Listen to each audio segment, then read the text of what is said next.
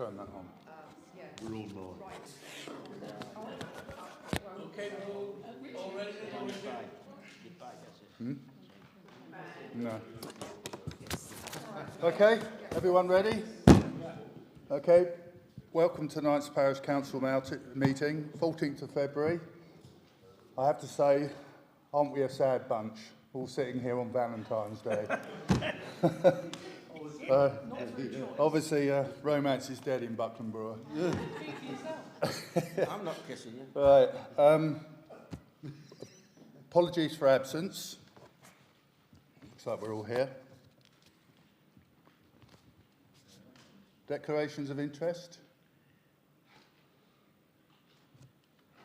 Point of order, Chair. As we're discussing the playing field, it may well be that it's deemed okay for people to take part in the vote, but should not members of the Playing Field Association declare an interest?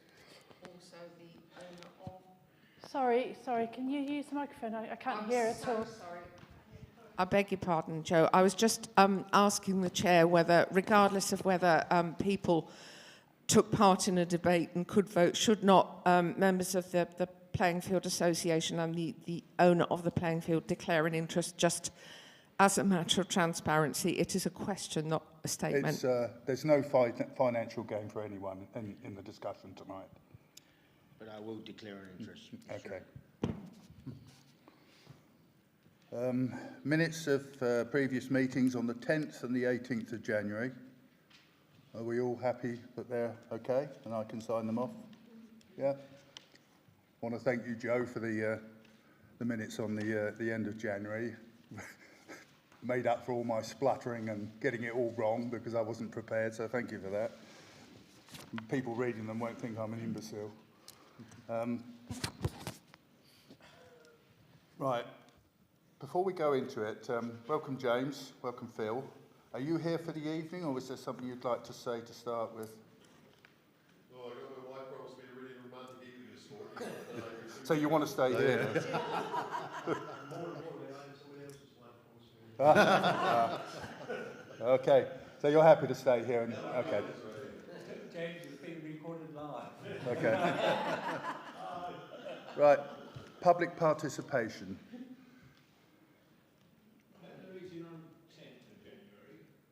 Hand went up first. Thank you, Mr. Chairman. Have we any response or feedback on the pothole petition that was submitted, please? I think Joe might cover that in correspondence. There's something in there about the amount of signatures, and yeah. Okay. On the meeting on the 10th of January, there were two items about fox hunting on Thornhill Head. It just seems to have died. Nothing seems to be done. Nothing on the agenda or anything about it. Yeah. Okay. I was going to bring that up in members' report. Declare an interest on the chairman of or something. Okay. I was going to bring that up on members' report. Yes, I asked for those to go on the agenda for this month. But, however, thinking about it and talking about it, what we're going to do, Joe and I are going to work together on this so that we get all the facts and figures, so that we can come to the meeting, and it will be in April now. It won't be in March. I'm away next month. Someone else will be here chairing it, so it's going to go on the agenda for April. And Joe and I will have worked together, and we'll have all the figures, all the facts, and then we'll be able to vote, and we won't have to postpone it. But it's not important at the moment because the Hunt aren't going to use them all this season. The season finishes in March, but it hasn't gone away. We're still aware of it. Okay. Well, by that time, I would say the season is finished. Yeah, it will be, and they're happy not to be there. Yeah. Anyone else? Andrew, I know why you're here, and I was going to say to you that when we get onto that subject, more than happy for you to sort of engage then, if you had anything to say, so once you've listened to what's going on. Right, Clerk's report. Okay. With regard to the road petition then, if I start with that, we submitted in the region of 650 signatures towards that petition. It had to be submitted by the end of January. So as yet, there's no sort of status report as to how, any outcome of it. but there will be some preparation obviously before it goes through the parliamentary process. So I'm not anticipating we'll hear anything very much for a little while, but we did have a really, really good submission, and I have to say thank you to Anna Hill, because she put an awful lot of effort into it, and I think her collection was around 450 of those. So it was a huge task. So other items, just a quick reminder that the Alison Holmes meeting is next week, and I know that's an agenda item anyway, so I won't dwell on that. What date? Wednesday. 21st, Wednesday the 21st. The only other thing to mention really is there are a couple of requests for allotments, allotment holders wanting to put, one wants chickens and another would like a beehive. Now there is provision for chickens. I don't know where we stand with beehives, whether bees count as livestock. So I think we've had them before. Yeah, the very end lot had them, sadly they all died, but have had them. Ah, right, okay. So I don't know whether that's something that can just be agreed as a matter of course if there's a previous precedent, or whether you want it on the agenda for March. No objections? No. No, I can no. Sorry. Yeah, it'd be good for the pollination up there. Can I just ask, if they swarm or whatever, and they get frightened or whatever, if you've got people up there working, is there risk of, or you're all happy with it? Would you like to have it on a future agenda so that we can Yes, risk assess it? I got no problem. I think they're wonderful creatures, but I just think. Sorry, I can't hear again. Can you do that? It's just a bit concerned about swarming. Ah, right, okay. So I just asked him I'll whether put he it on the wants it on a agenda. future agenda so that we can Fine. risk assess it. Okay, that's fine. That's all. Okay. I think that's it really. I've put a couple of other notes just for information on the correspondence list, but yeah, nothing else to make mention of. That's it. Okay, thank you. Number 180, decision to be taken whether the parish council should take on the responsibility for the ongoing upkeep of Buckland Brewer playing field, and whether to incorporate the playing field association as a Buckland Brewer Parish Council subcommittee. Couple of pieces in there. It's to do with the grass cutting, which the Parish Council have been paying for. But we've got a presentation tonight from Hen. Very quick presentation. All I would ask is you would let Hen finish the presentation, no interruptions, let her finish, and then if there's any questions, we'll ask them at the end. Okay? Thanks, Chair. I became chair of the Playing Field Association in November 2023. I've spent quite a bit of time reviewing the situation and generally getting my head around things.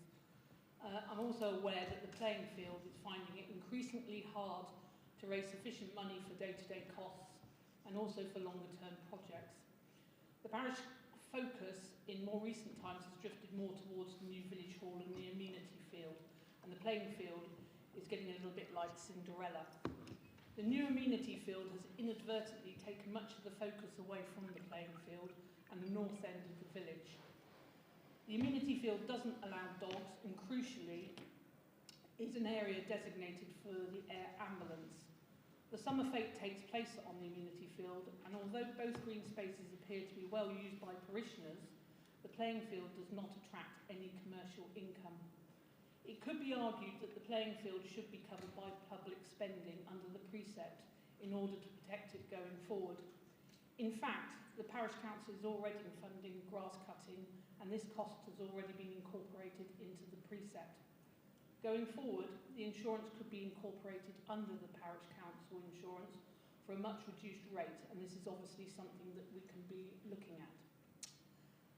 The Buckland Brewer the Playing Field Association has also struggled more recently, despite huge efforts on everybody's part to engage with the local community, and site days have not taken place as planned due to lack of interest. Although fundraising has been very productive and well supported at times, for example the Jubilee, ideas for fundraising have also not got off the ground, and we suspect this is partly due to many other competing events in the parish. It is difficult to envisage this changing going forward. This is a great shame with an expanding population, a new footpath joining the new housing developments with the playing field. The adult fitness equipment in the amenity field is regularly used by children and young people, so there's clearly a want and a need for provision of equipment for this age group. Additionally, there is a need for this to be considered in a joined-up approach. I've spoken at length with one of the trustees, David Brown. It is felt that as the current trustees are all getting older, now would be a good time to get the parish council to become trustees of the lease and continue with the remaining time on the lease. Obviously, the PC could look at setting up a subcommittee which could still include non-parish councillors, much like the allotment committee. The PFA has money in its bank account which could be transferred to the parish council, and joining forces could reduce some costs, as mentioned before. Members of the current playing field committee are still keen to raise money towards its upkeep, but having the playing field under the guardianship of the parish council gives greater security going forward and a more joined up approach to providing outdoor amenities for all ages. Thank you, Han. Yes, David.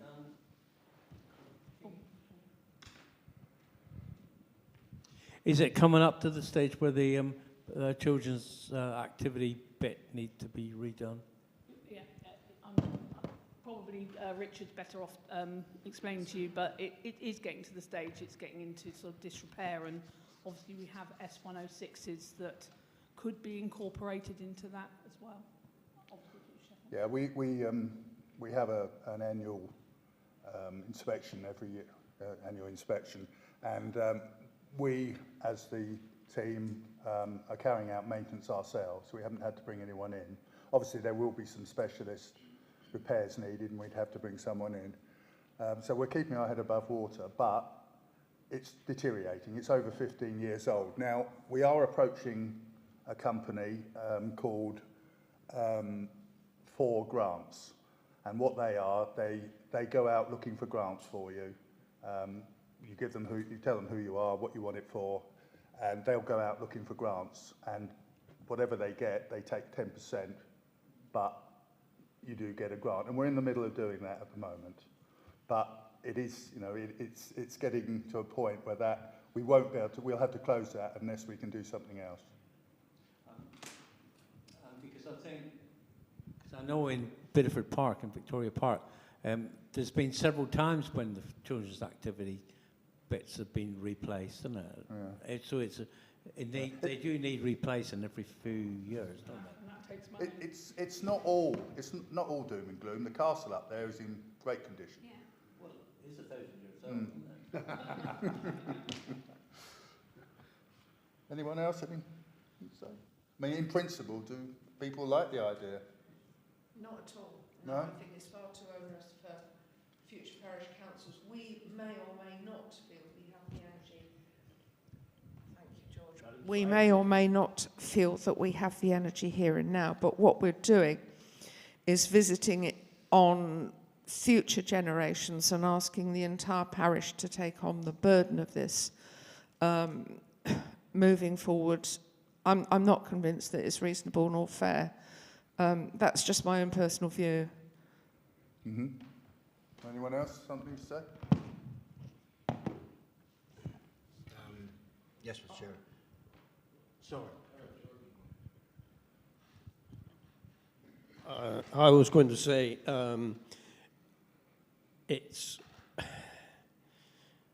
times are hard, and we're already having problems having to decide about poll tax or precept and things like that. And I don't know that it's the council should make the decision.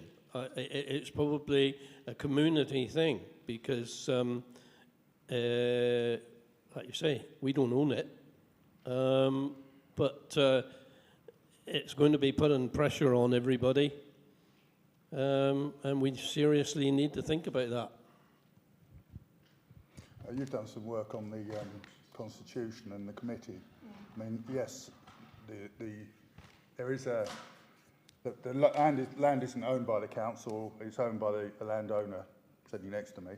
But there is an agreement in place for another 150 years or so, isn't there? 160 years. And the committee and the trustees are there to make sure that the agreement in the lease are kept up.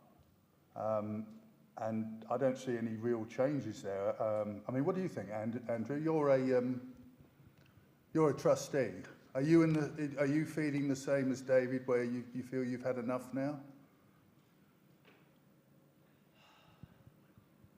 Firstly, I'd like to say I don't know whether you should have declared an interest, all of you on planning. That's a little bit not tickling.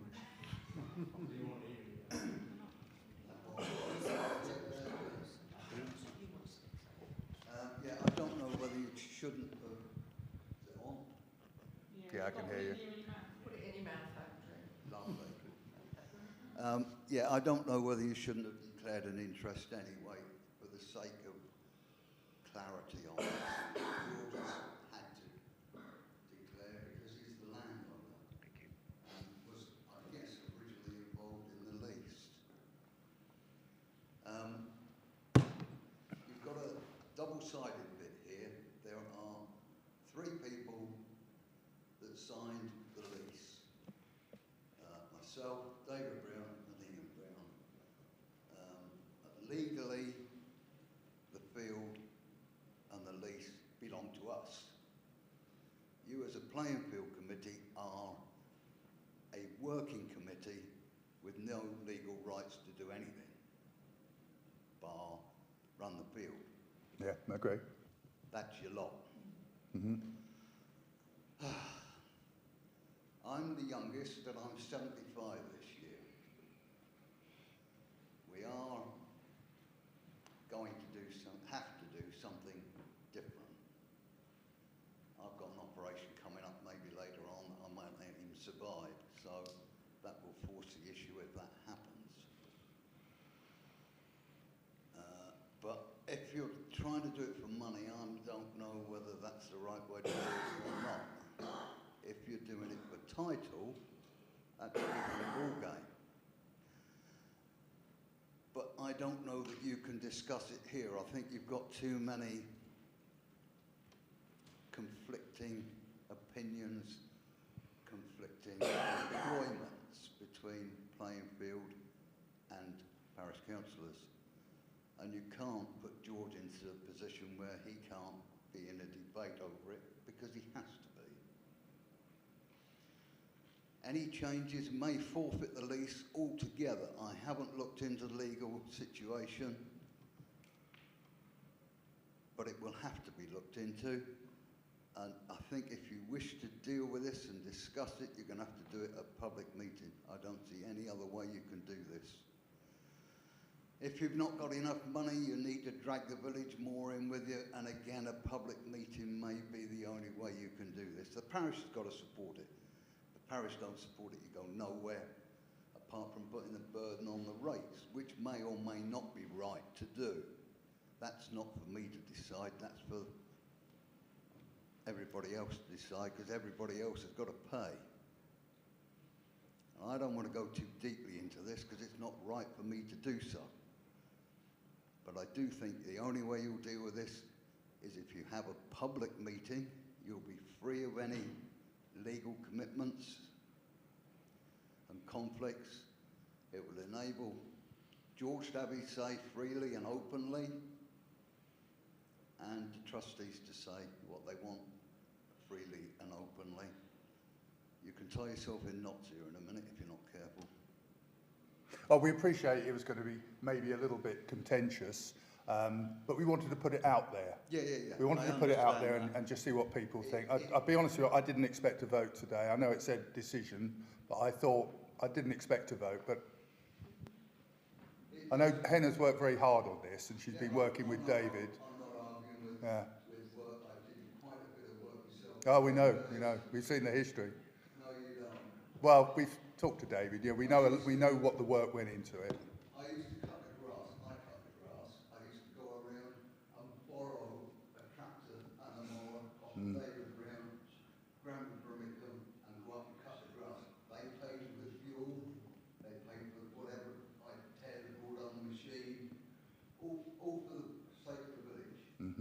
Yeah, there are people doing exactly the same now, to be honest with you. In that committee, there's still people who are working hard as volunteers to do similar. How many thousands of pounds it cost David for a lawn? We've seen some photos, haven't we? We appreciate what he's done. All of the field was stone picked. Today, he had blokes up there for a fortnight, 3 weeks, tilling the ground, putting grass seed in, all the rest of it. Mm. So there's been a lot of work that you may have seen all bits, but you haven't seen a lot. No. But I do think you'll have to do this as a parish meeting. I don't think there's any other way to do it. No one is trying to minimise what the work that's gone on in the past. We know how hard it's been and how long it took. So, you know, and we want to keep that legacy going on. But As I say, there'll have to be some legal bits. But yeah, I'm sure there is. But I think it's not so much about the money. You know, we've got money in our bank account.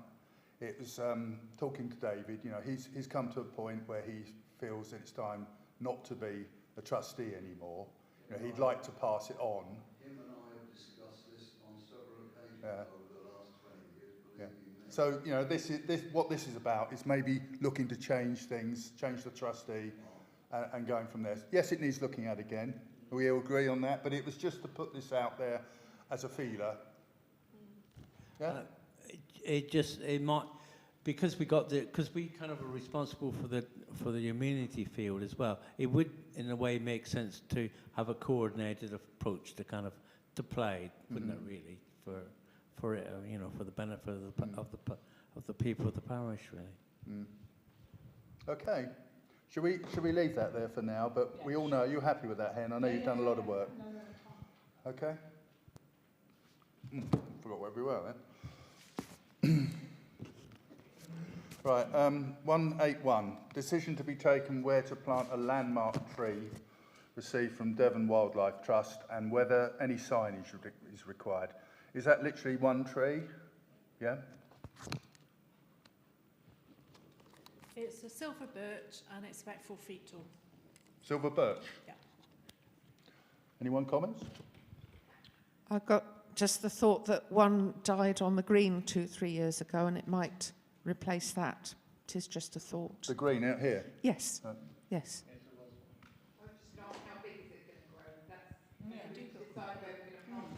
go quite big. Silver birches are what they use for coppicing, so it could be cut back and then it would grow again. Yeah, it's a coppicing thing, isn't it? That, yeah. Right. Any thoughts? No? Replace the one on the green?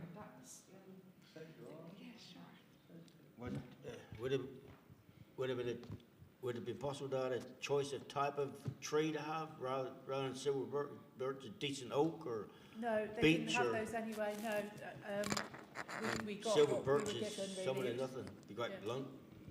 It was just delivered. It's a tree.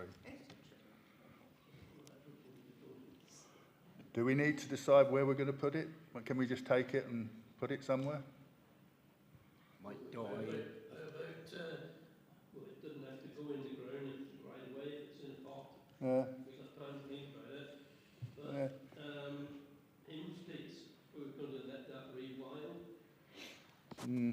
Is it a good time to plant trees out at the moment? Or, We yeah? haven't come to a decision about Hymns Piece. Just what I was doing. There's no decision been made on Hymns Piece. No.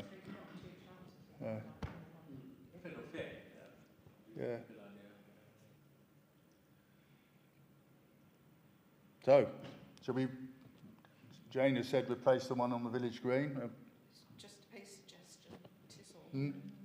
If it's practical, if there's Yeah. I mean, where else is the playing field? Could go up there.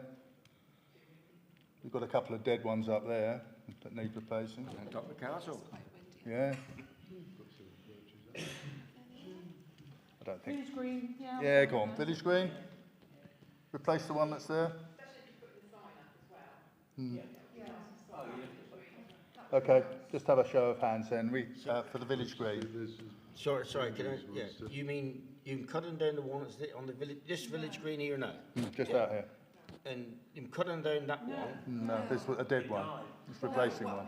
There's a dead one one died a couple of years ago, George, and was dug out by the ladies that do the, was it the lady, or it might have been Steve Harding, but somebody dug the root out, and it's just a place to replace a tree. Fine, Yeah, but, okay. but you should be placing with a decent type tree, type blunt.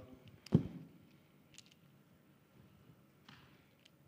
going to say you've got 22 acres or whatever it is, plant a tree and you can pick him on whenever you like and where you like. Yeah. I don't think anyone's going to be really worried where we put the tree, as long as we plant it and it grows. Okay. 182, discussion and agreement of the agenda for the meeting with Alison Holmes representatives on the 21st of February. Ongoing issues are being escalated by nearby residents regarding construction traffic, inconsiderate parking and site hygiene. Chair, can I bounce this one basically on the Parish Council Facebook page? There's been a lot of upset. I'm sure Kath will. But one of the ones was the workers are working on a Sunday, and obviously that's in breach of what they the times. And you know, I really understand how the people in Orley closer are feeling that it started at some ridiculous time in the morning. It's also breaching Yes, that's what I'm just getting to. the plan and approval. So they're not meant to be working. They're not. 8 till 1 on Saturdays and on Sundays. Yeah, I appreciate what you're saying, Trevor. Trevor, while people are discussing, you shouldn't really interrupt at all, and this is a point of order. So if you let Hen finish, then come back to you. Yeah? Thank you, Chair. Basically, they put on the Facebook page that they were working all day Sunday, and they started quite early in the morning. And other people have brought up this point of that they aren't meant to be working on a Sunday. Also, the lorries are driving over the grass, leaving it in a terrible state. I can understand how people are feeling down there along the local roads. I've noticed that the cleaning lorry has been going up and down during the week, but I think the main gripe last week was the Sunday working. Really upset people. I understand that. Trevor? Yeah, so I spent last Thursday. Well, first of all, I drove down there and parked up and sat outside and watched what was going on. And there was a scaffold lorry came out and a van from the same firm. And the moment he crossed the gate, he went like a hare up through the village, up through that bit. And all the mud was flying off the wheels. And you know, I stayed sitting in my car, took 1 or 2 photographs, which I can let Joe have in tomorrow or whenever. I couldn't believe it. So then they saw me there sitting, the site manager and the foreman, I suppose it is, and he come out and he said, "All right?" I said, "No, not very well. Watching you carrying on here." So it was mud everywhere there, and the telehandler, it's not like an ordinary lorry, is it? You can imagine agricultural tires. He's going to and fro, and he said, "Oh, well, Coles is going to come and sweep it up tomorrow morning." I said, "Well, it's always another day, isn't it? Not today." And well, yeah, he said, "Well, I'll sweep it up tomorrow." So I went in and had a cup of tea with Joan, and I could look out the window and watch them. Well, they came out, they got a sweeper on the front of the telehandler. There was more mud falling off the wheels of the telehandler than what he was sweeping up. Right. So I hear what you're saying, Trevor. Yeah. What we're trying to do at the moment is just agree an agenda for. Well, the that was meeting why I brought and it I up. totally agree with you, and that should go on the on the agenda. agenda, And you'll get a chance to tell them. Will you be available next week? I hope so. Good. That's good. Yeah. So, I think, did you pick all that up, Joe? What we need to put on there? I think, I mean, you've highlighted it all here, and I think you know that's right. Do you want to say something, George? Yes, is Councillor Pennington listened to all this, and Councillor Morris listened to all this? This would never have been allowed to happen in the eastern side of the country. You'd never see all this happening. Is that? On. Yeah, I'm sorry. Yeah, you don't.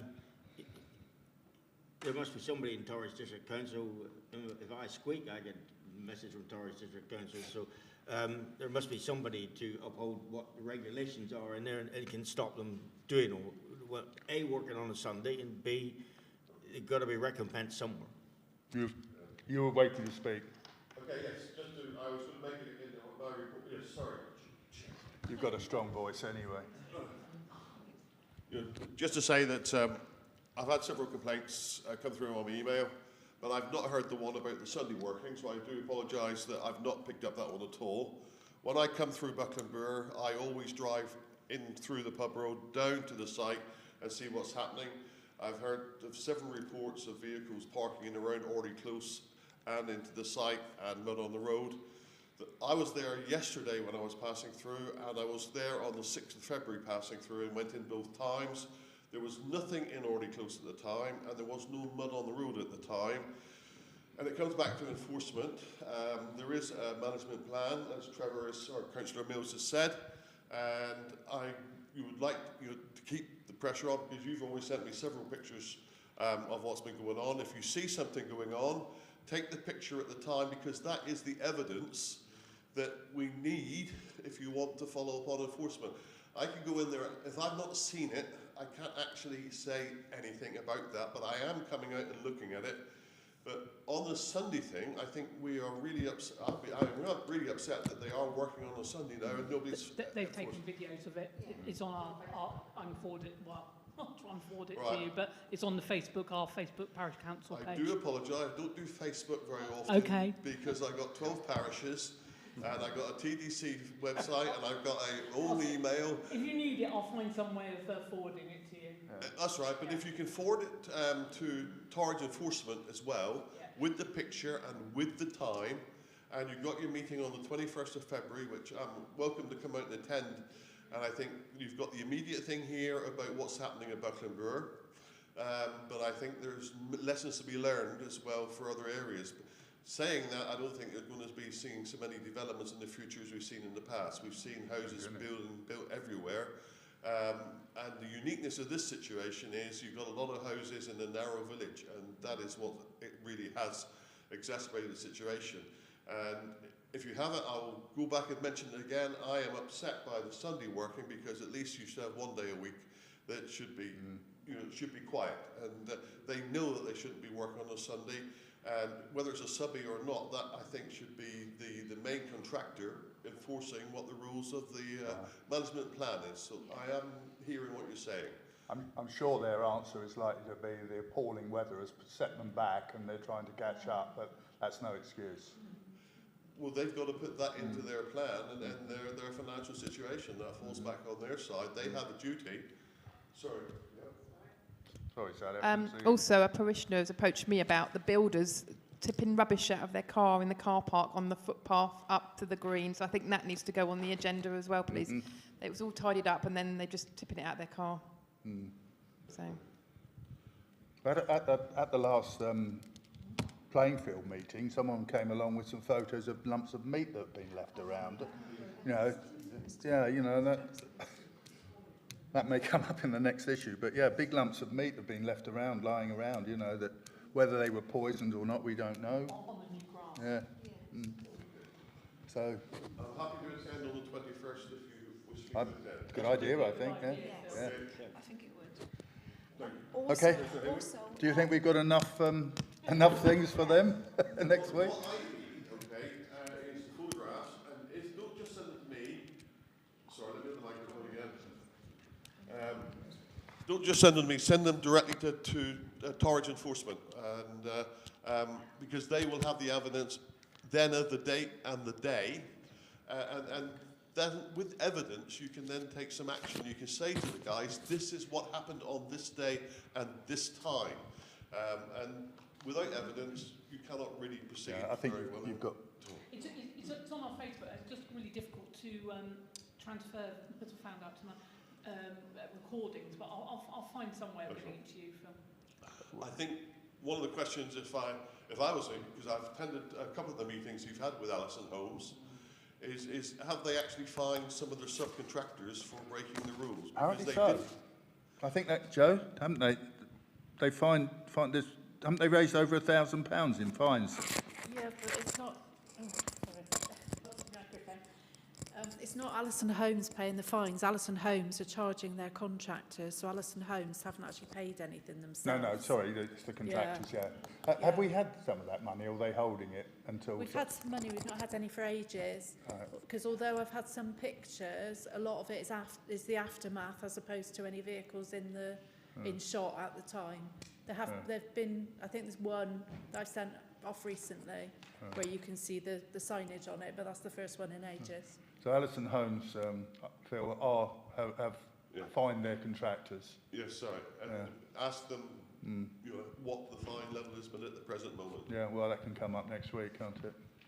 Also, one of the people that live in Orley Close said when the lorries have been reversing on the grass, and they've got like a caravan on just before the grass, and it's really, really close to, you know, so they're worried that they're going to hit their vehicles, and the entrance is really, really bad as you're coming into Orley Close with the pits. Have you seen that at all when you came in? Well, I'm always amazed at that. And that dip, yeah, because that dip has got deeper. A lot of the parishioners that live in there have said how deep it's got now, and the entrance as you're just coming in is really, really potholy. Right, yes, right. I've noticed the Maserati. I can't bring that here, unfortunately, because it's too low.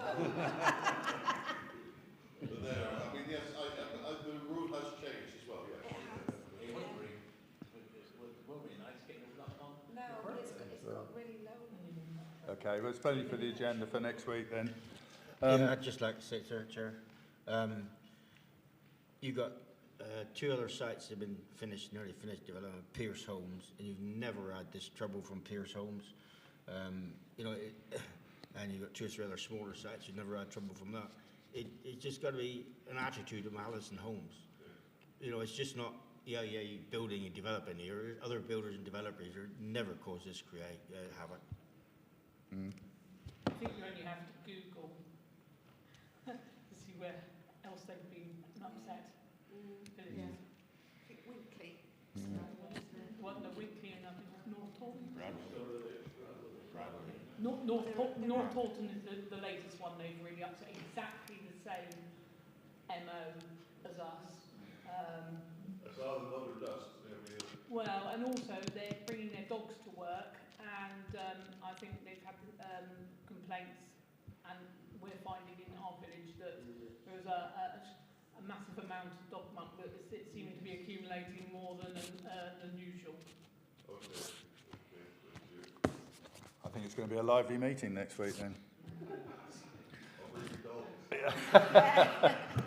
Okay, moving on then. 183 then. 183, rat infestations have been reported by parishioners. Yeah, I mean... Discussion agreement of any action that Buckland Brewer Parish Council may be able to take. As well as down at Hill Park, someone let me know that they were having problems over that side of the village as well. And I don't know if there's been any reports from elsewhere. That side.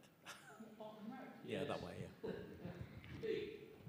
Oh, and trouble. It's all to do with the year, weather, and everything. You know, the other day I come across a nest of certain rats in the middle of a log pile.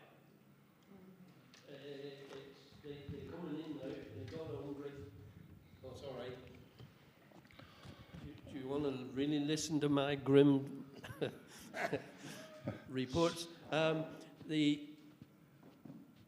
It's nowhere else. And I'll tell you another thing, everybody's bird feeder.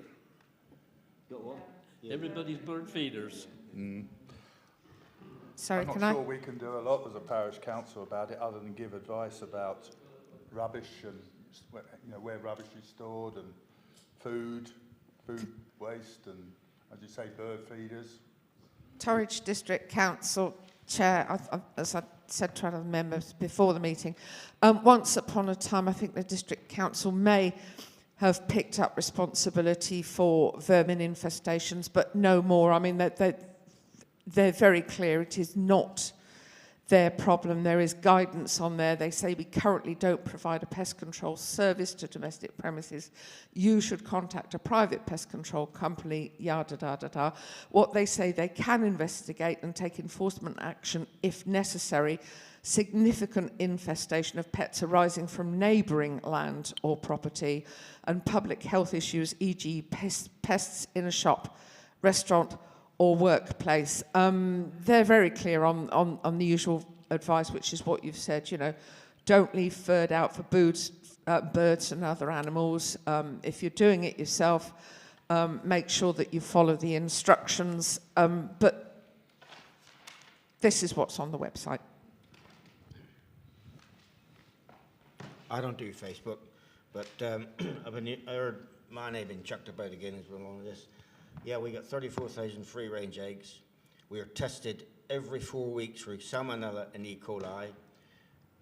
We have a rat person around every 6 weeks. We have to have a laying code on each one of our eggs to prove what is there. And I can assure you that I was accused of it coming from the chicken sheds. Our chicken sheds are modern sheds that are insulated and kept clear, and we have to clean it out. We get inspected 15 times a year on our chickens, and audit probably twice a month most times. Some's unannounced and some's announced. So it's nothing to do with us. But in Sunday's Telegraph, or I don't know which one of the papers, there's an environmentalist who does all this chuck your waste in a pot and I forget the name, whatever the stuff, anyway, and build it up for humus and all the rest of it. And he opened up, he keeps the place spotlessly clean. He opened it all up and 35 rats jumped out of it. When you start putting piles of green and food and for natural, put it down so you can put back in the soil, they will find everything in anywhere. So that's where it's coming. People more and more putting all these things. So when you do one thing well, something else happens. So that's where it's coming. I don't think there's any. No. I don't think anyone's been pointing a finger at your chickens, to be honest with you. I think the issue is sort of isolated, isn't it? And it's just a case. I mean, I don't know what you two think that we could do. I think it's more a case of advice of not to leave rubbish lying around and that sort of thing. We've got rats in one of our outbuildings for the first time we've had in 8 months, and the food has just not been around for them. They've come in doors now for the first time. It's usually September, October they come in, not in February, and there's been a change in the climate for some reason. And the other thing is I know George does an awful lot, Chris Hayward does a lot of these chickens, and it has to do to get these market, etc., etc.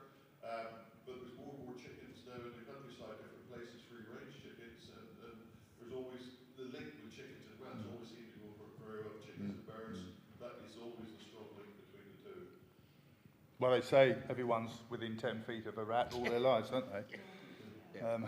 So, I mean, all I think we can do is maybe on Facebook. What are you laughing at me? You're 10 feet from me. Is that what you're thinking? It was funny enough. I think all we can do possibly is look up advice and put it on the Facebook page and on the website. Just Torridge advising people. Torridge don't want it reported to them, I guess. No, they can't do anything anyway. But well, I think it's good to report it to the environmental health. that's what I was. That's what I was wondering. I don't think you're going to get much reaction. No, but it just. Staff is going to come out to every rat that's in the district. But it's just the kind of. So they're aware that there is an ongoing problem. Okay. Phil. So Joe, can we look up some advice that we can post on the websites and the agendas. This is off Torridge website, and Yeah. Phil, it is not encouraging anybody to report anything. This says, go away, we don't want to know, really, is the message. So I'm just wondering if they could be a bit more helpful. Is that a message you could take back? Look, we do want to know. We're not going to do anything about it, but we do want to know rather than clear off we're not interested. Well, I think there's a lot of areas in Torridge and other local authorities and central government whereby we're under pressure financially. Yeah, And we've got a lot of services quietly Yeah. without telling people we've got them, yeah, basically. yeah. And I think that it doesn't stop people reporting it and keeping a record of it, but I don't think you're going to see anybody, if I was totally honest with you, to come out and deal with it. So to whom should they report it? Because this is very clear. There's really okay, okay, and you're okay, right? If I see a rat as I go Yeah. tonight, I'll report that. So are you going to feed back to Environmental Health that you have advised us that tonight? Because, as I say, it is very, very clear. We don't want to know. Don't bother telling us. Okay. I'll take Would that you do that? as well. Thank you. Okay. Right, members' reports. Should we start with you again, David? We'll start with you. Yeah, no. It's coming up for time for the fete again, and we just would like to have, if we could have permission to have a dog show on the fete, like we've done for several years, down on the amenity field. Don't see a problem. Thank you very Done much. it before. Any objections to it? Nothing more exciting. Okay. Anything else? No? Pen? No, nothing from me. I've said everything I need to. Catherine? I've had a parishioner speak to me about the children's climbing, not climbing, about the exercise, what do you call it? The Adult exercise equipment. That's it. And basically it's saying that there's children climbing all over it, and he's worried that they're going to get hurt, and perhaps a sign would be useful to put on there. He said. Disclaimer. He said it's really small. He said it's really I don't think small. that's going to stop the children. I know. That's what I said. Disclaimer. I did bring that up, but he just said he was worried about if liability and what would happen and things like that, and just said about a sign. That was all. I just said I would mention it. You're laughing there. You got a funny story? There is a sign already there. There's a little small one, he said. But there is a sign. Yeah. Okay, thanks, Kath. Nothing for you? With a height restriction on it as well. So it's up to you, Trevor. Go up. Oh, sorry, Sally. You're not sat in line. Sally? There's a new thing come just through from Torridge, which Phil probably knows about, and it's new guidance to help farmers through the planning process. So you can get this information from Torridge District Council website. So it's farmers in Northern Devon and can now benefit from new guidance before submitting planning applications, thanks to a new document from Torridge and North Devon District Councils. The councils have produced a planning advice for farmers guidance document to assist those in the agricultural industry with the submission of planning applications, as well as providing advice on permitted development of farm businesses. It also gives advice on when applications are required and what a good planning application looks like with the respect of new farm buildings, slurry storage and engineering operations. It also looks at what is required for those looking to diversify their business, including through renewable energy and the conversion of buildings or development for tourism. So yeah, it can be found on the Torridge website, and I just thought it was a useful bit of information. Okay. Is there any way you can scan that and send that around to us? I can forward it. Yeah, that'd be good. Trevor? I'm just wondering about Thornalead and the aerial. Any outcomes on the Mars. None. On what particular part of Well, Thorn? the one on the I call it the cell net, isn't it? You know, the mast. On the mast. You mean the access? Yeah, yeah. Have we made any contact, Joe?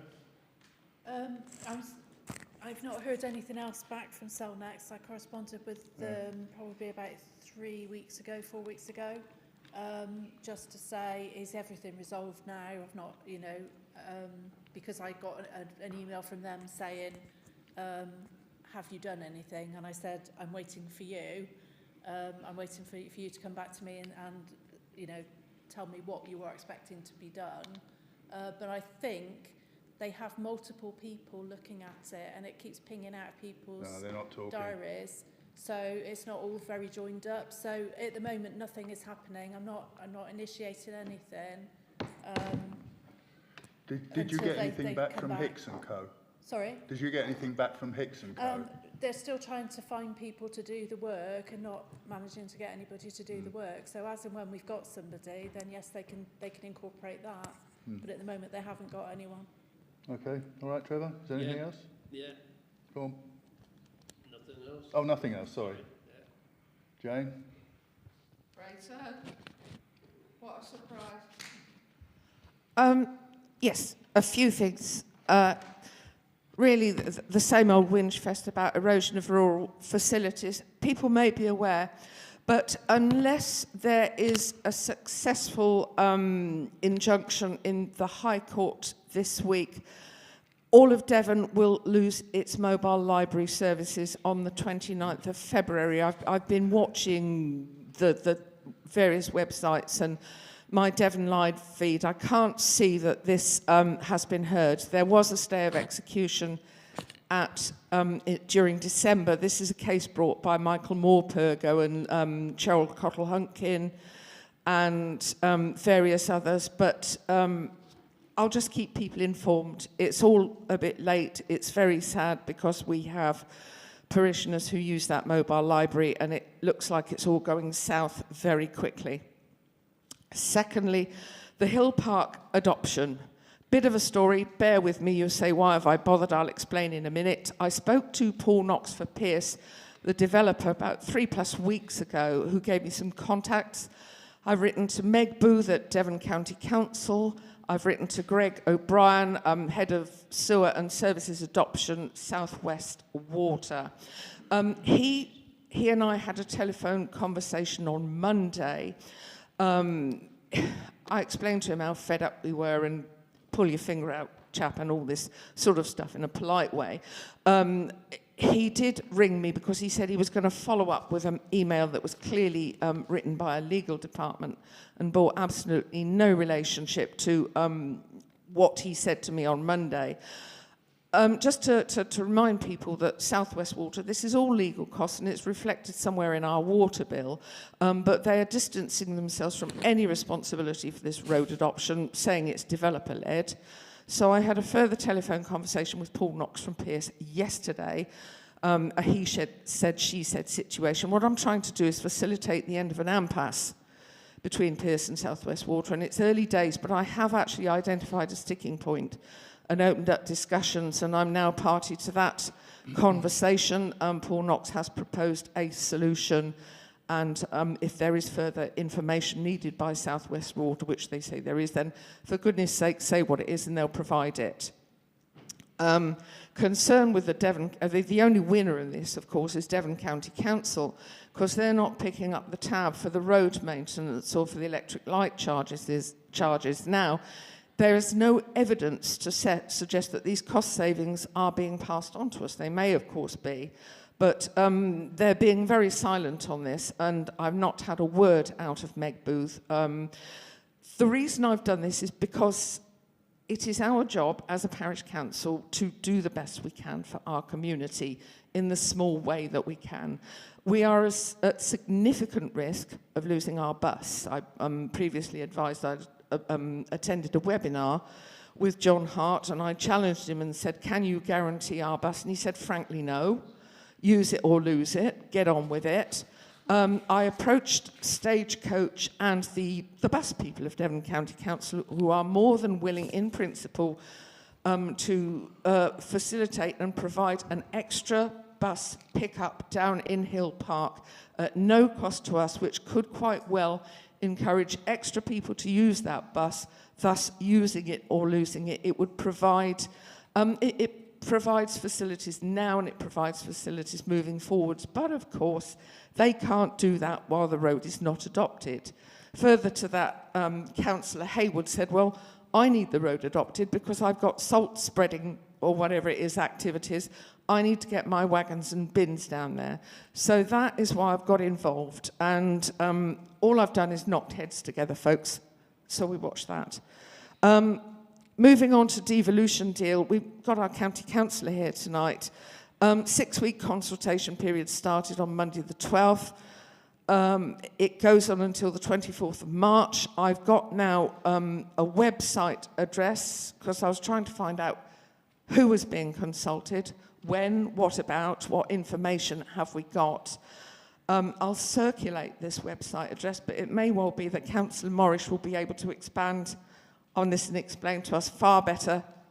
It doesn't bode well to me, but it's devontorbeydeal.org.uk, and that gives people opportunity to vote, etc. So there's that. There is a request, please. I've asked a couple of times that my telephone number is published on the Parish Council website. It's still not there. DALC advise that we can have this, should we so wish. I do wish, please could it be put on there. Question, have we got a date for our annual meeting set or penciled in, Joe, yet? No. Well, not yet. Is it something we need to think about, Chair? I think Joe will do that as a matter of, I mean, it's always in May, isn't it? I thought it could be earlier than that, but I don't know. That's not our worry. Our clerk will deal with that. Okay. Just that we got Councillor Morris here tonight, and I thought it'd be nice to give him a date for his time. I thought. Okay, thank you. I'll pin you to the seat. Can I just ask you a question? You've done a lot of work here, and you've contacted a lot of people to get this information. I mean, are you working in conjunction with Jo? I know she's busy, and are you working together? At this moment, no, but I will be forwarding the correspondence to... All I'm saying is that all correspondence from the Parish Council should come via our clerk. And she will get it. And I sort of take a step back now. All I've done is put okay. two people I was assuming that Jo's busy and you've discussed this and she's happy with you to contact these people. It's just a courtesy. Okay, well, I will forward the correspondence, but as I say, I asked questions and the thing sort of roller coasted this week. Okay. And last but not least, and then I'll shut up, I just noticed that in our inboxes today was Torridge District Council not taking very much notice of us. I noticed there was a planning where we requested 5-2 against for Torridge District Council to decline a planning application. The housing supply had been fulfilled, but they granted it nevertheless. And that's me. Thank you. George, follow that. I'll follow that. Yeah, very quickly. Thank you, sir. Reference Thornlead Moor and the feasibility of what is available on the new SFI, Single Farm Information and Environmental Land Management, and the monies when our mid-tier scheme runs out, it's been renewed for 12 months, that there's more monies up there that is available for the Parish Council. Is now we've deemed that we're really hard up and we've put our precept up from norms. If it's okay with the council, Parish Council, I would like to have a pre-meeting with RH Hicks if you'd like to go on with them, for 2 or 3 of us, to discuss what the feasibility is and what are they going to do about it, because when our single farm, when our mid-tier system runs out, because now won't be so much carbon capture, but it'll be what other environmental schemes are available up there, what we have got to do, and also to do with, oh, my brain sometimes, with the cattle up there and Trevor Coles, etc. up there. So what is available from the government while the government's dishing out money for all these sort of schemes?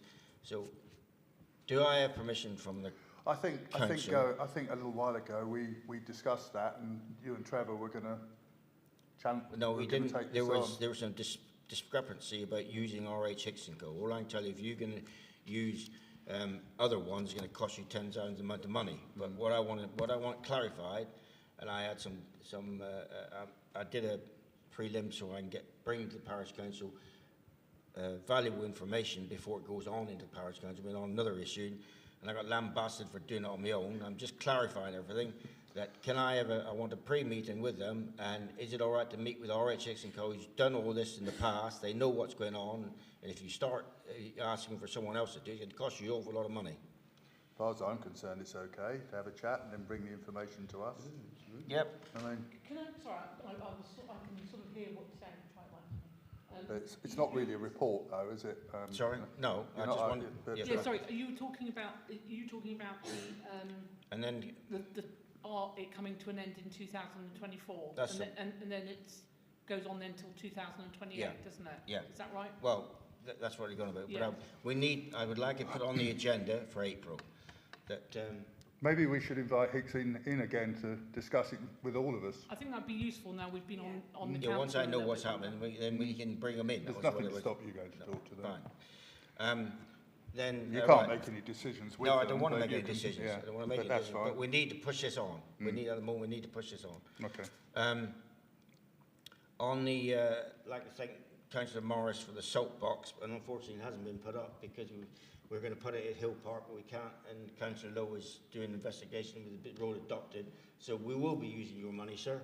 And thank you very much for a new soapbox up there. We were going to put it down at the bottom of Cherry Vale, but whatever. So, sorry? Yes, please.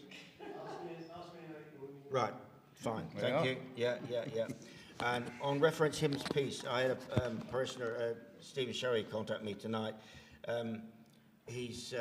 I've got information for you, Joe, on his inquiry about whether we need advice, and he's contacted a firm in Exeter about, if you want to take this forward, about the site tip that was about 100 years ago and what is liable there if we're going to let it out, which we by pigs, which then Councillor Mills brought up. We should, he brought it up for a health and safety thing, and it's going to provisional cost, and what he said is going to be at £750. But he could do I can let you have the stuff, Joe. And if you want to go that way, and if you want to let it out for pigs or whatever, and we need to do now, it's been brought up that there was possibly a dump site for Buckland Brewer down there, then we need to do a survey on it, and that's going to cost £750. Okay. Fine, thank you, that's my lot. Okay. I'll try and be quick then. A couple of things, I'm glad you're here. Drains in the village, water, the amount of water we've had running through the village has brought earth, leaves, all sorts. And what they're doing, they're covering the drains. So now we've got a river from the top of the village to the bottom. People are going out there and they're knocking it in, but it doesn't take long to fill up. Is that just something to look at? I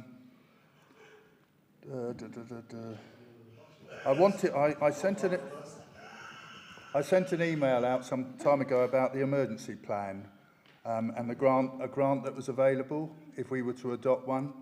That runs out. We have to, if we're going to do it, we need to get that on the agenda for next month if you want to. The grant is £1,500 if we have an emergency plan in place, and our colleagues in one of the other parish council use the money to buy those aluminium jackets and things that they use after marathons, to keep people warm. They're very easy to store, they're very small. And they also bought some sort of charging device that holds power that you can charge phones and various things on. They use that with their grant, and it seems a waste if we don't use it, if it's there. Are you saying that's part of the emergency plan? No, that's just a grant we get if we have an emergency plan. Yeah, I know. Yeah, but it has to be done by April. So what we would need to do is try and adopt the emergency plan on the agenda at the next meeting, and then Joe, assuming we can agree on it, then we go forward and apply for the grant. That's what I mean. I know, but we need to. I mean, it may not be possible. But there's two. The only thing that's holding us up is where the whole, you know, and if we can come to an agreement in 1 month, then we can move forward. Yeah. That's all I'm saying. Okay. So we putting that on the, Mr. putting that on the agenda for March, are we? I would like to see it on there, but I mean, Fine. that's only me. What, for the emergency Yeah. plans are full? I mean, it's all, Joe and I worked on it, so, Yeah. and before But I there became was a town councillor, so it does need to be. I think what you've got to do, I mean, it's not really for discussion now, but you had two options. This building became the hub, or the village hall became the hub, and that's all you've got to decide which it is. That's what we've got to decide. That's all you've got to decide. And you know, whichever one you decide, then we've got an emergency plan, and we can claim the grant. Yep. Yep. I say you because I won't be here. I say you because I'm not here next month. And just the last thing, Black Horse Field, the compensation that George and I chatted to the guy about, we've not had that on the agenda to agree. Can that be added to the next one? That's it for me. Right, District Councillors' reports. District, go first. You go first. I'll go first. Okay. I'll see if James is here. I'll do the microphone so we can all hear me. Right. I was going to talk about devolution, but James is here. And all I'm saying to him, get as much money as you can for towers from wherever you're going to get it from, please. So you'll talk about it more in a minute, no doubt. So I'll leave that with you. Councillor Coles, you talked about your paper. Thank you for that. I'm alarmed by the planning policies affecting the rural areas. I'll tell you for why. Farming has changed an awful lot, and I don't know if you've been to Torrington lately. The creamery tower is come to a fantastic bit of machinery has been in there the last day or two. And would you believe it, that tower was built in 1983, and I think only used for about 2 months before it was closed down in 1984, if I remember rightly, 40 years ago. And I look at Torrington. Torrington had several agricultural businesses that supported the agriculture industry. You started going through Torrington. Wholesome Machinery was the first one. There's the gentleman who used to work there and repaired my pitchfork because I couldn't put the handle back into the fork again. I'm very grateful for that point of view. And you had North Devon Meat, and North Devon Meat wasn't always popular because Peninsula Proteins gave a specific smell, a bit like Bridgewater. When you came down the motorway, you could smell the polythene plant every time you got to the bit on the M5 and the plant there. There was a milk marketing board up with the breeding centre, Cobbledix, and you know there was a town that had agriculture that died and has been replaced for the people that died. Mr. Singh up there with the nursing home and all the other bits and pieces, and it really lost its identity from the 80s onwards to a certain extent. And I go back to my own village as well. I live in Littleham. Interesting, we've got the same green fields as they were 40 years ago, but we've had such social change you wouldn't have believed it. There were 8 dairy farmers in 1984 when milk quotas came along, and we've got 1 dairy farmer left. And we produced actually more milk in 1984 than we did now in 2024. So that's 40 years change that maybe it's good or not so good. Several farmsteads gone away, all the changes have gone through, and you talk about the need for planning, but we've got 2 acts coming through central government that's but the way of the direction of travel. We've got the Environment Act of 2019 and the Agriculture Act of 2020. And the situation is there, is the 2 reflect the changes that I think Councillor Hayes talked about the environmental land management schemes and all the changes coming forward. And I don't quite know where we're going to go for the future, quite frankly. And we've got a thing about biodiversity net gain as well. So if London Airport wants to build the 4th runway, they're not going to put their net gain there. They're going to buy 500 acres somewhere in the West Country or in Wales to say that they've had a net gain, okay, but they can still fly to America or wherever. And what worries me for the rural economy when we come to planning is that we're going to lose jobs here because there will be the jobs won't be needed, and the jobs will even go more towards the central urban areas. So we talk about levelling up, but the reality for rural areas is quite negative actually. So I can talk a lot more about that because I've got a motion going before full council on Monday about planning, because I don't want to run down towards planning, but I've got a farm that's not in this ward, and he wanted to improve his slurry system because the Environment Agency needed to increase his storage from 4 months to 6 months, but because Natural England imposed the application, it was refused. And I'm just heartbroken because there is a good farmer who works hard, and he's been told that he has to reduce his cows if they want to pass the application. That's what he's up against.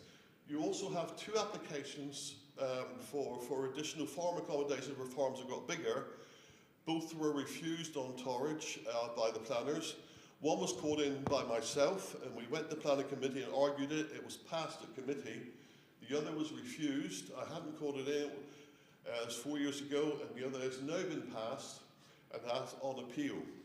And we're fighting all the time. And interesting, I stand at the top of my place. If you come into Biddyford, and you look above Holzannery, we look towards, we can look Dartmoor, but we look up towards the 2 bridges in Biddyford. And I stand at the top of my place now, and we've been a dairy farmer up to 1993, if I remember rightly, but we were affected by the Atlantic Array cables. We lose a third of the farm, so no point keeping the farm going in the long term from that point of view. But I've got 8 farms from the top of my place within 3 miles who, that are investing £4 million each in their business. And if they want to put a bullpen on the end of the cow shed, they're in enormous difficulties because they've got to do all this justification, and you haven't got the ability to change flexibly any longer. We need a more flexible system from that point of view.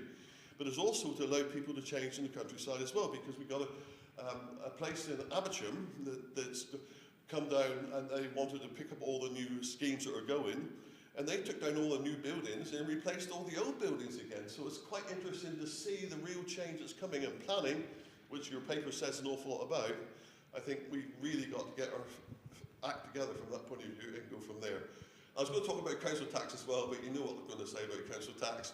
It's going to be the same next year. We need to get as much as we could. The good news is that our homeless budget is going to go down because we've bought some stuff online to house families. We've had good returns on our investments because interest rate goes up. But staff costs, unfortunately, because local authority workers have been capped to 1%, they're suddenly getting 6.5, and you're going to pay an extra 3% on your council tax. And just remember, when Torridge sends you the bill for £1,500 or £2,000 or whatever you've got, we only get 8% of it, all right? It's not our fault, it's the other people. So there we are. Don't always blame us. Don't shoot the messenger. Phil? I won't tell you what Devon County gets. James will tell you that in a minute. Any questions? Yeah, well, not question, just coming on from what you were talking about Torrington. It was the same in Bideford. There's all these industries where there was a lot of jobs. People just moved from one to, that's what I used to do. But, you know, there was a lot of jobs in Torrington. Northern Meat.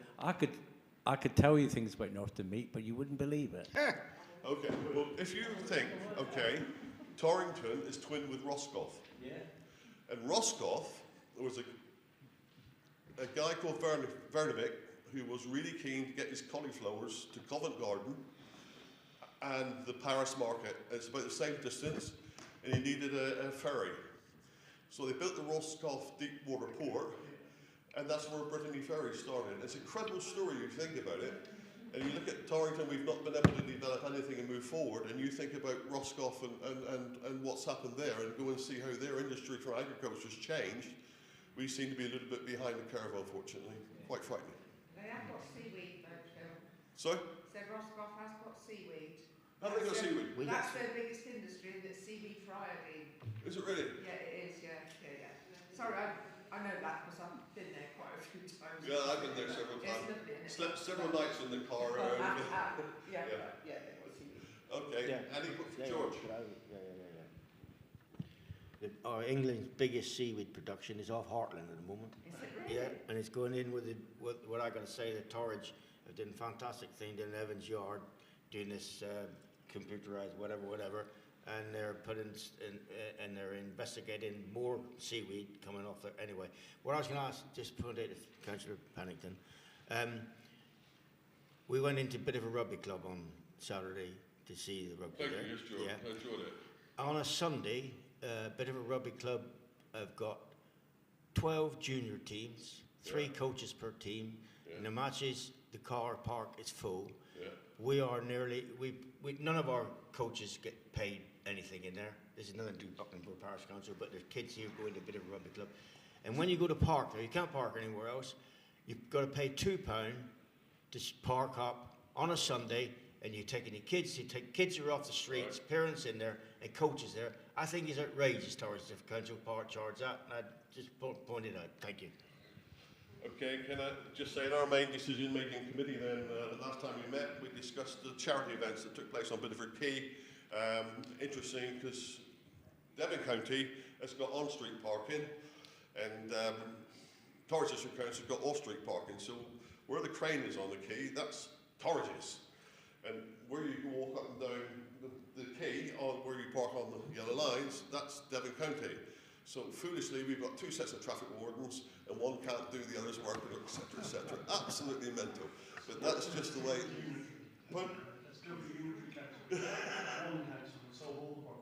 Solve all the problems. We won't start that one tonight. You'll be here from that point of view. But there was a big discussion. That was only 3 weeks ago we had that, because there's 6 charity events I think we had on the quay throughout the year. And Torridge agreed that they would only take 75% of the maximum they could get. But there was a bit of a battle, but we got them down to 50%. So I think you should have, we asked that question for you, George, Mr. Councillor Haywood, because I know I've got great admiration for the work that the rugby club does down there, along with the racket centre up at the top and all the other facilities we have in Bideford. That's really good, and we do underrate the town. Thank you. But you guys and things like the Atlantic Racket Centre do an awful lot, so we thank you for that, and I'll follow up on your question there. Thank you.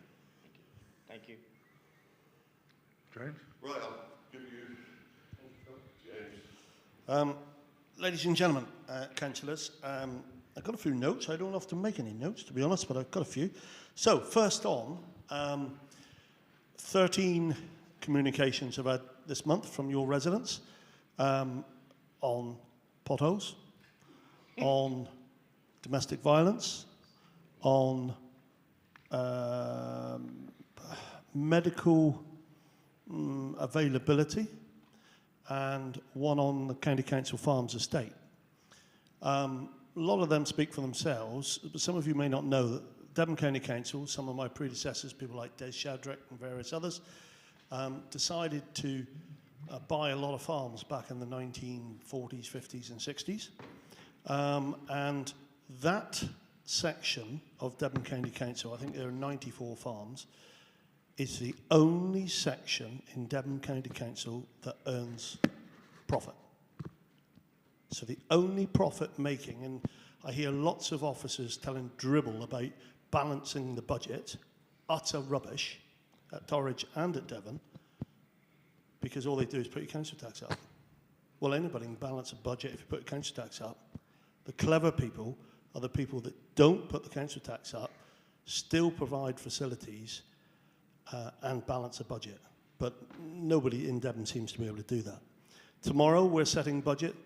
Tomorrow, all day at County Hall. Probably the worst day of the year for me. Bores the hell out of me. You will hear officers stand up. You will hear senior members stand up and say that we've got to have 4.99 plus a bit. And I know now, absolutely, there'll be 2 of us that will vote against it from the blue team, and that's myself and Councillor McGough in Bideford. Because I just don't get it. I just don't get this mentality about, oh, well, we've got to have maximum council tax increase. Why have we? Why have we? There's absolutely no reason. What I will like to hear tomorrow is that Devon County Council have had to make £104 million worth of cuts from last year's budget to this year's budget. Officers have identified a staggering 68 million. How do you identify 68 million pounds worth of cuts?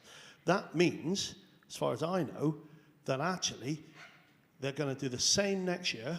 We're going to do the same next year as we've done this year, but with 68 or 70,000 million pound less. Well, why weren't you doing it last year? You know, I really don't get on. It really gets under my skin, as you can gather. Anyway, happier things.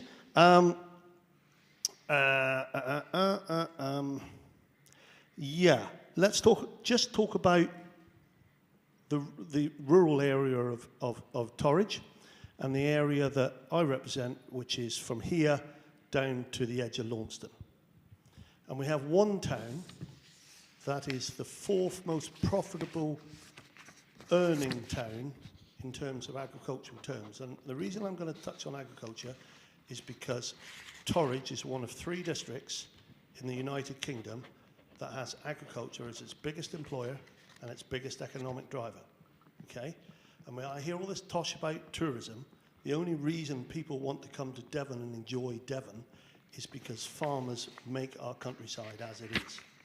The reason the fields are green and the hedges are cut and the yellow and blue and all that flora and fauna and all that type of thing is helped by a better government grant, but it's because of the farming industry. And so anything I can do to help those farmers, I will do. And in Holsworthy, we have a wonderful company called Harper's Home Mix that is a Torridge-grown company. It started at Stibcross with Bill Harper. Many of you will remember Bill starting it there. He's still involved with the business. I was with him on Monday night speaking at a farmers group in Cornwall. And that company now produces cattle cake and animal feed that goes all over the United Kingdom. A wonderful example.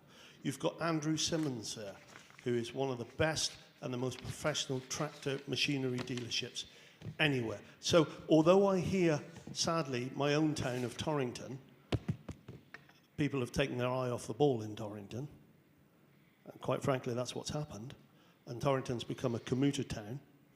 Holsworthy has risen from the ashes, and I believe actually has got an awful lot going for it. So it's not all doom and gloom within the Torridge area, and I'm really pleased to hear when I go to county council meetings that Holsworthy and the Holsworthy rural area, which very much includes here, is seen as a progressive area. We have a problem with potholes and roads as a whole. There's no question about that. Who am I to say any different? I travelled from where I live at Riddlecombe over near Winkley, and I'm here tonight, and I probably hit 10 potholes on the way. Probably. Just like you will tomorrow. There's been an extra £6 million given by government for potholes to Devon this year. They've had the money's in the bank, and halfway being spent. None of it is being spent in North Devon or Torridge. All right? None of it.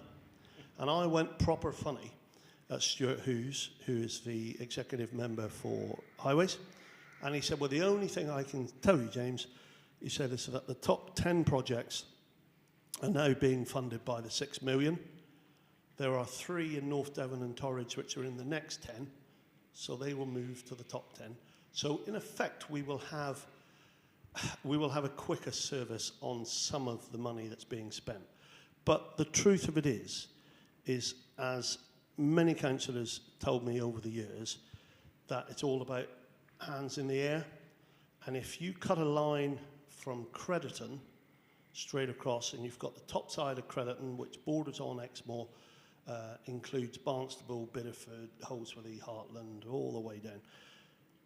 We have a lot less voters at County Hall than you do in South Hams and Exeter.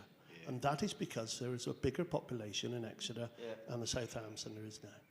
Can I take a question, Chairman? Sorry, go on. I'd just like to know who to send the bill to for the pothole I hit down the bottom of Station Hill the other day. I think I bent a wheel. Well, you could send that to Stuart Hughes. It won't do you any good at all, but you can send it to him. It makes you feel better. Yeah. Please do, sir. Please do. But seriously, if you do, and you get no response, just do send me a little copy, and I'll try. I'd just like to go direct first. Yeah, that's the job. That's the job. Right, I'm glad you do. Okay, right, moving on. Devolution. Phil, you touched on devolution, I think somebody did. Yeah. Devolution is about bringing more powers from Westminster down to County Hall. Okay? Cornwall went on their own, and I sort of jokingly, said to Phil just now, how about let's put one council together so that everybody can go to one council rather than two. There's an awful lot of duplication, but that is for another night. So in Cornwall, they have got one council and they've got their own devolution deal. For the whole of Cornwall? For the whole of Cornwall, okay? In Devon, Devon is slightly different because we have two unitary councils within Devon. We have Torbay and we have Plymouth. And what they are is they are their own masters of their own destiny. They collect all this money from their own people, and 7 or 8 people on an executive council choose how that is spent. We, in Torridge, have a system that I've always believed in. When I was leader of Torridge, I always believed in it, if it's working right, and that is a committee structure where you have, how many members you got? 36? 36 members, God, remember that. 36 members, and all 36, when it comes to voting for things, have a 36th of a power. And nobody has more or less than the next man or woman. That's right, Phil, wasn't it? Yeah, at the moment, yeah. Okay, so what devolution is doing is Devon have done a deal with Torbay and have said, we would like to bring down more powers and basically be in charge of spending more of a budget. Instead of government saying, here's a cheque for whatever, that cheque is given at the start of the year and you do what you like with it, basically. You spend it, you're masters of your own destiny. What would have been really good is if Plymouth had come in with us, because Plymouth have got a huge population. Plymouth have decided for, I think, their own reasons, that they're better off on their own. And that is entirely up to them. Tudor Evans is a very, very good and clever and shrewd operator, and he represents and leads Plymouth and does a really good job. And for a Tory to say that, you know, that might be an interesting comment, but he is. Credit where credit's due, he does a really good job. He thinks it's better for him and Plymouth to fight their own argument.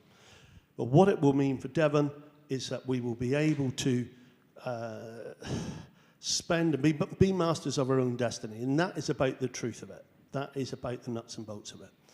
Money, yeah, money's the root of all evil, but it's something that you've got to have to be able to improve your quality of life and people's quality of life. There is a consultation starting this Monday, or started last Monday? Last Monday, sorry, yes. Started last Monday, so it's 3 days old, 2 days old. You are able to take part in that and have your expression and your viewpoints.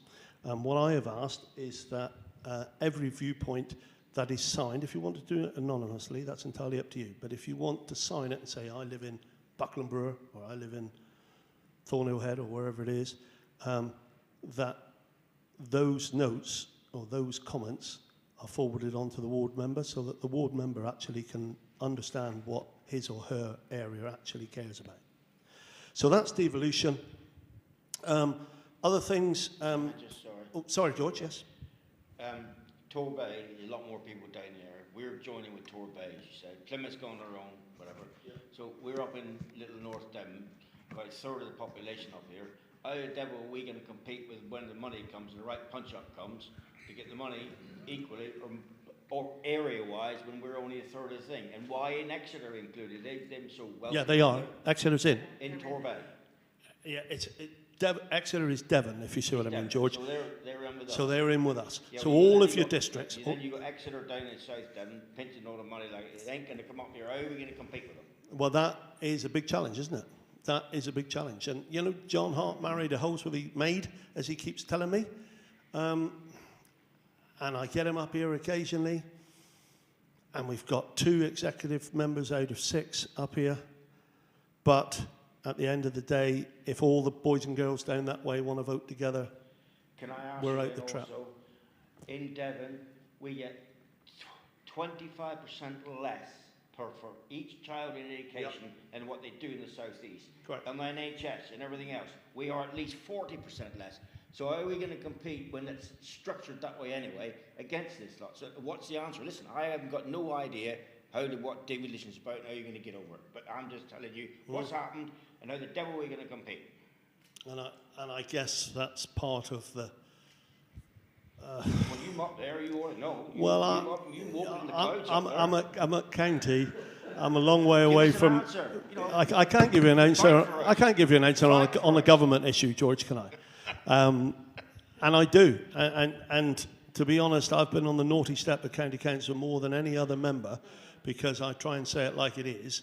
And for some reason, you're not meant to criticise officers. I don't understand that. And if they want to put me on the naughty step, fine. But one other issue that I wanted to talk to you about,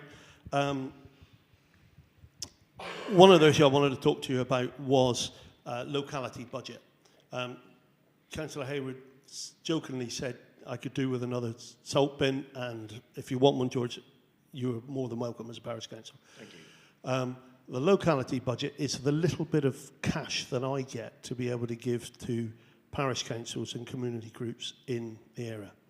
And I try and spread it around fairly evenly, and Buckland have had a bit. When you ask for a bit, you have it, and that's fine. Yeah, you do But you're not greedy. Some are, some want, I only have 8,000 quid to spend, and some ask for 5,000 quid for their little parish. Well, hang on a minute, I've got 34 parishes to represent. 34 parishes is a lot of parishes. Some of them are very, very small, East, West, Butford, Cookbury, that type of thing, very small, but nevertheless, as I heard tonight, everybody pays their council tax, so everybody should be listened to and treated the same way, in my opinion. But we have got £8,000. We had to fight for it. They tried to get it back to 4. We've got £8,000. 2 I haven't spent for this year, so I've got 10 grand to spend in your local communities. So, I've heard a few little things about children's play areas, about grass cutting funds, about all that type of thing, and perhaps Buckland Brewer have got a bit of money that you've carefully reserved and saved. But if you need a bit of cash for some seed corn projects, then ask. But ask me after the 1st of April, please. Thank you. Apart from that, Mr. Chairman, I am very proud to be your county councillor. I haven't been too well, and I'm a busy guy. I've really got back into it now. There are a couple of people here tonight that were very supportive of me when I was very ill. So thank you very much. I've never really thanked you. I'm not going to look at anybody. I really, really am proud to be your county councillor, but it's just not very easy. Thank you. Just before you start, is there anyone take the opportunity to speak to James? I saw you had your hand Yes, up. sir. Thank you. Just before you left potholes, didn't put my hand up in time. Sorry, sir. No, you tell me what you're doing. Thank you. I'm very interested. And I don't know whether anybody here has recently driven down past Henry Castle. I tried to. I want to write to somebody in Highway and ask them why they've done delighted to see potholes being repaired. And I reported one about 10 minutes ago, a big one outside Henry Castle. The subsidence in the road was like that. 3 or 4 days later, done. Fantastic. Came past Henry Hill, up towards Tillicum. And look, they haven't just repaired the pothole or the subsidence, they've gone right the way across the road for quite a length. 200 metres down the road, up the road, is a mass of potholes, and they repaired 2 of them. I could not see the logic in spending all this money repairing reasonably good tarmac, and round the corner, it's like a mile. And they've selected 2 potholes and repaired those. And it's kind of like it's all done. Who can I write to? I hear it all the time, sir, to be honest with you. Yeah. I thought you lived next door when you said that. But so the person in charge, as an elected member, okay, like me, the person in charge is Stuart Hughes, and he is cabinet member for highways. Sure, he's very busy. Somebody in Highways Yeah, well, he is the elected person in charge. The officer in charge is Meg Booth, and she's at County Hall. So if you write both, they're both at County Hall. If you write that, to, whatever you want to both of them, you will find them. I was thinking of further down the line, some of the highways that actually... Yeah, your neighbourhood officer, so each district area gets somebody who just looks after Torridge and so on. There's a chap called Tristan Allen, A-L-L-I-N, at devoncountycouncil.com, or sorry, .gov.uk.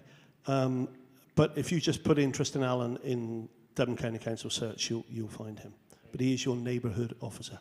All right? Thank you. Sorry, go on. Yeah, one thing, the Buckland Brewer Parish Council, Buckland Brewer Parish, don't just put their hand out. We're the only parish in the country that, when Devon County Council can't get here with the snow, we organise our own snow spreader and keep the main highways going through for Buckland Brewer Parish Council. Because they don't get here until about 5 days after we snowed in. I just thought I'd let you know that. George, Councillor Hayward. We don't put our hand out. Chairman, just one thing I would like to ask you. A few years ago, you were having a little bit of an issue with your post van, the post office van that turns up, or did, I presume still does, in your village. I've got a neighbouring, nearly neighbouring parish that I was at last night who's having some serious problems. How did you overcome your problems? I mean, I remember I tried to wade in and got told to move on, but what happened? I don't know the answer to that. Who did you approach is what I'm trying to say. Did you go to Woolsbury? Is it all linked to Woolsbury? Sorry, sir? No, it's run from Woolsbury. Right. But it is a serious risk. I mean, the feedback is that this van is on its last legs or last wheels, or however you want to put it, and the service is being incrementally reduced. We've now only got 3 times it turns in the week for an hour, and I understand that it's one of very few left in the country, and there are no plans to replace these things. That is what the feedback has come back to me via Wolves. Last night they said that the guy that sits in it is proper grumpy. Yeah. Would it be the same type of person? The person, to be fair, the person does vary. Sometimes they're not grumpy, and sometimes they are grumpy. Right. They're different levels of grumpiness. Yeah. But Woolsbury is the driving force. Yeah. Yes. Woolsbury, yeah. Thank you. It's not reliable, and of course we're not entitled to it, are we? It's a grace and favour service. Thank you, Councillor. Thank you very much, James. Bill, thank you very much, you too. Okay, moving along, one new planning application, Haywain Barn, Barton Court, Buckland Brewer. It's a proposed new double garage, including a store and associated external works. Everyone had a look at that? Everyone okay with it? So, yeah, unanimous, all happy with that. Receipts and payments then, Joe.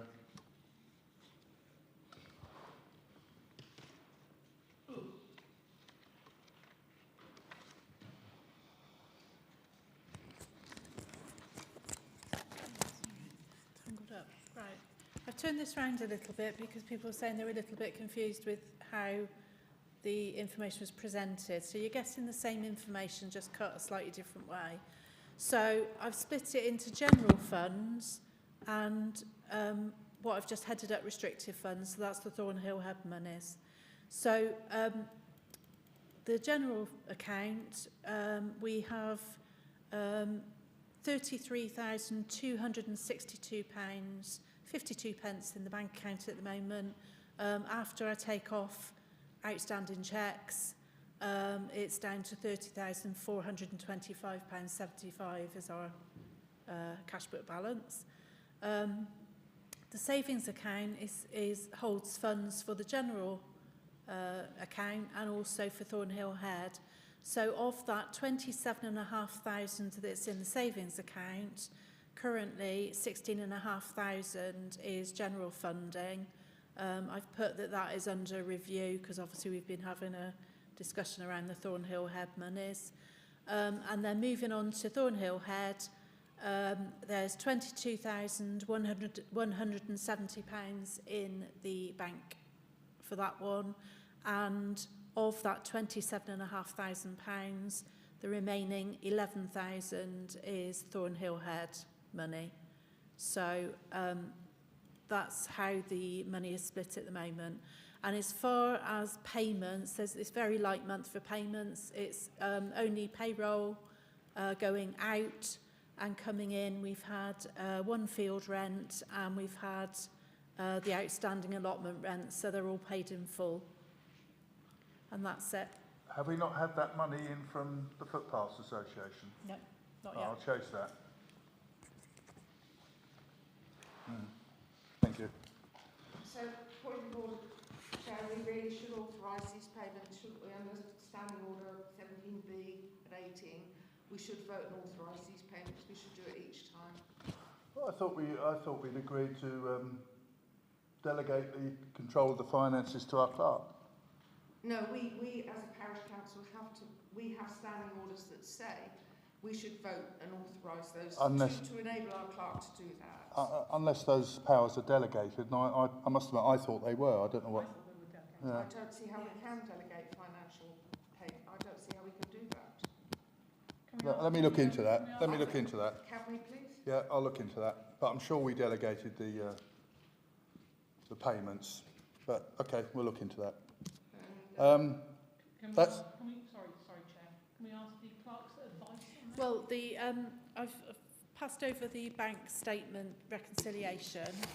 I understand what's being said, and yes, it wouldn't hurt to have a proposer and a seconder. I mean, there's nothing out of the ordinary here. This is very much sort of business as usual expenses, so you can have a proposer and a seconder. So we could do that now. Yeah. Okay then. Right. Do you want to propose that then, Joan? Yeah, I'm happy to do so. Seconder? Okay. All in favour? Yep. Okay. Sorted. Thank you. Well done. Thank you for this too. And that brings us to the end, so thank you very much to everyone. Thanks for coming. I'll close the meeting now and we'll get back to your romantic evenings. Oh, joy.